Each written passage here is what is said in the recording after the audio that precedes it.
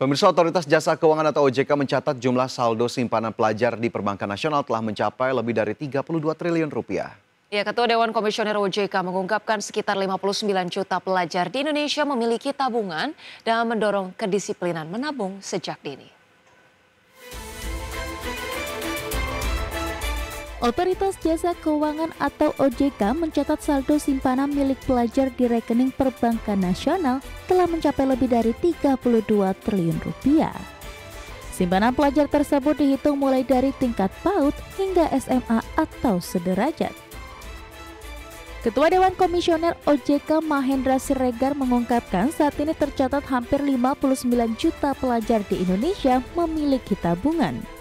Angka tersebut menunjukkan meningkatnya kesadaran pelajar untuk menabung sejak dini. Mahendra menjelaskan dana tabungan pelajar yang terkumpul di perbankan memiliki peran penting dalam perekonomian nasional. Bank dapat memanfaatkan tabungan tersebut untuk penyaluran kredit khususnya bagi sektor usaha kecil dan menengah serta mendorong investasi.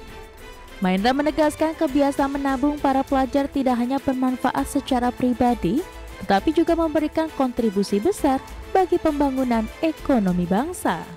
Tapi 32 triliun tadi itu memang bisa terkumpul karena sudah terdapat hampir 59 juta pemilik tabungan atau simpanan pelajar.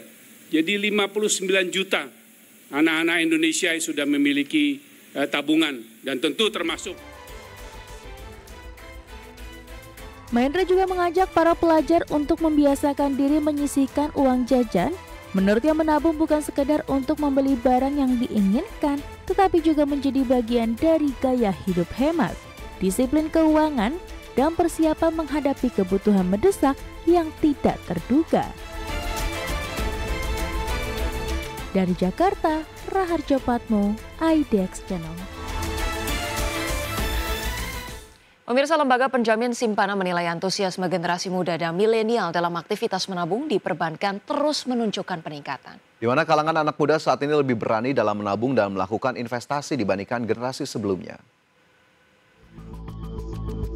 Ketua Dewan Komisioner Lembaga Penjamin Simpanan Purbaya Yudi Sadewa menilai antusiasme generasi muda atau Gen Z dan milenial dalam aktivitas menabung di perbankan terus menunjukkan peningkatan, di mana masyarakat kalangan anak muda saat ini lebih berani dalam menabung dan melakukan investasi dibandingkan generasi-generasi sebelumnya.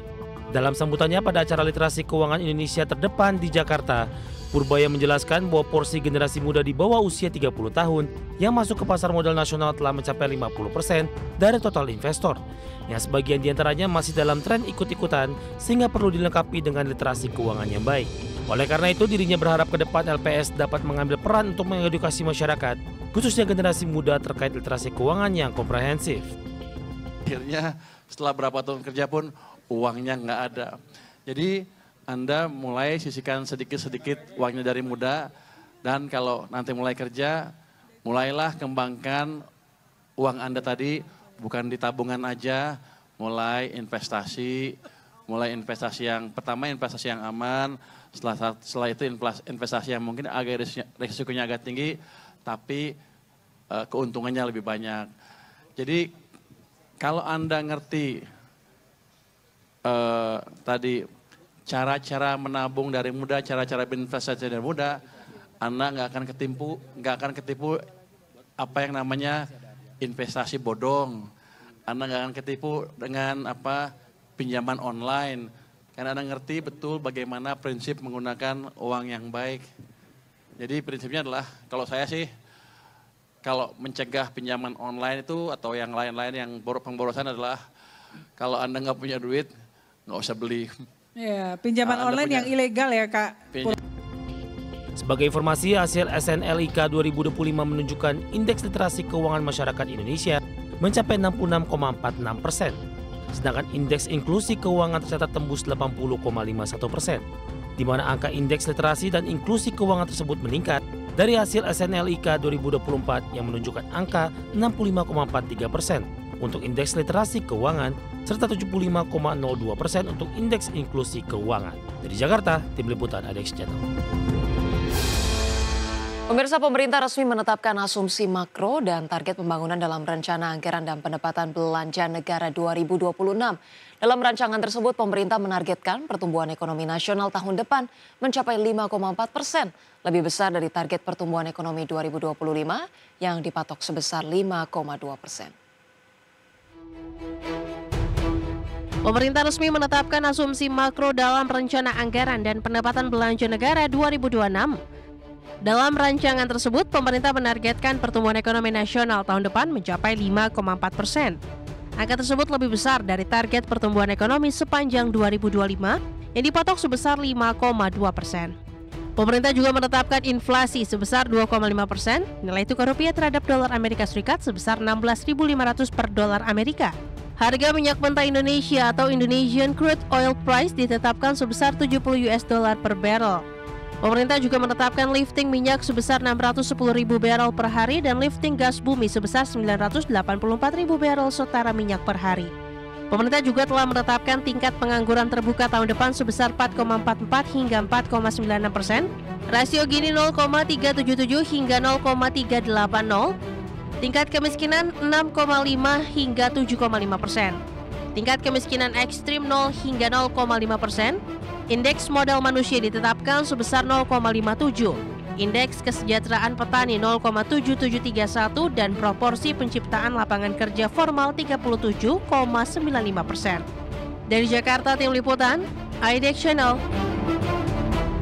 Menteri Keuangan Sri Mulyani Indrawati membeberkan strategi pemerintah untuk mencapai target pertumbuhan ekonomi 5,4% pada 2026. Sumber pertumbuhan akan datang dari investasi, ekspor, serta tren ekonomi digital dan pengelolaan mineral kritis. Dalam konferensi pers RAPBN dan Nota Keuangan 2026, Sri Mulyani menegaskan bahwa pemerintah akan terus menjaga iklim usaha yang kondusif dengan menyiapkan berbagai insentif fiskal. Selain itu, pemerintah menyoroti peluang ekspor Indonesia, termasuk perjanjian dagang internasional seperti Indonesia-European Union Comprehensive Economic Partnership Agreement atau IEU-SEPA hingga rencana kerjasama dengan Kanada dan negara lain diyakini akan memperluas diversifikasi pasar ekspor. Adapun ia menekankan potensi Indonesia sebagai pemasok mineral tanah jarang yang dibutuhkan dalam era digital dan teknologi ramah lingkungan. Dengan kombinasi investasi, ekspor, dan transformasi digital, pemerintah optimistis target pertumbuhan 5,4% dapat segera tercapai. Untuk target pertumbuhan 5,4%, tentu tadi kita akan coba melihat sumber-sumber pertumbuhan ekonomi. Pertama, kalau didengar dari Pak Ruslan, investment tadi cukup bagus dan kemampuan untuk bisa attract investasi lebih banyak.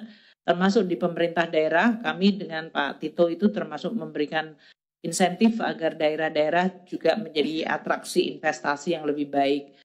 Sehingga tidak hanya inflasinya yang rendah, tapi pertumbuhan dan investasinya meningkat. Jadi kita akan terus meningkatkan iklim usaha. Dari Pak Ruslan, apa yang dibutuhkan beliau untuk menarik investor, kita terus akan bekerja bersama, termasuk insentif-insentif fiskal yang akan kita jaga dan kita siapkan. Ya, pemirsa, terima kasih Anda masih bersama kami. Presiden Prabowo Subianto menegaskan sikapnya tidak takut dengan segelintir orang kaya yang mencoba untuk menguasai kekayaan Indonesia. Bahkan Presiden mengingatkan kaum elit di tanah air agar tidak mengeruk kekayaan Indonesia untuk memperkaya diri sendiri atau serakah nomiks.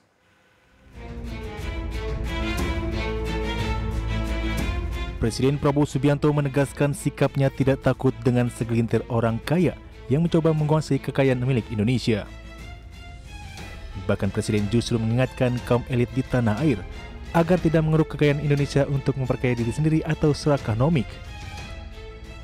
Dalam pidato kenegaraannya di gedung DPR RI, Prabowo memastikan komitmen pemerintah dalam menegakkan hukum dengan tidak akan ragu-ragu untuk menindak pihak yang melanggar aturan dan menegaskan tidak ingin ada kecurangan hingga manipulasi yang dilakukan oknum atau segelintir orang kepada rakyat Indonesia. Pemerintah yang saya pimpin akan selalu mewaspadai kecurangan-kecurangan, manipulasi, penipuan, upaya penimbunan, dan menahan distribusi bahan pangan. Pemerintah yang saya pimpin tidak akan ragu-ragu. Kami akan selalu tegas pada mereka yang melanggar aturan. saya pastikan perusahaan-perusahaan siapapun yang berani manipulasi dan melanggar, kami akan proses hukum. Dan berdasarkan wewenang konstitusional yang ada pada Presiden Republik Indonesia, kami akan sita yang bisa kami sita. Kami akan selamatkan rakyat. Kami akan membela kepentingan rakyat. Kami pastikan rakyat Indonesia tidak akan menjadi korban Serakanomics.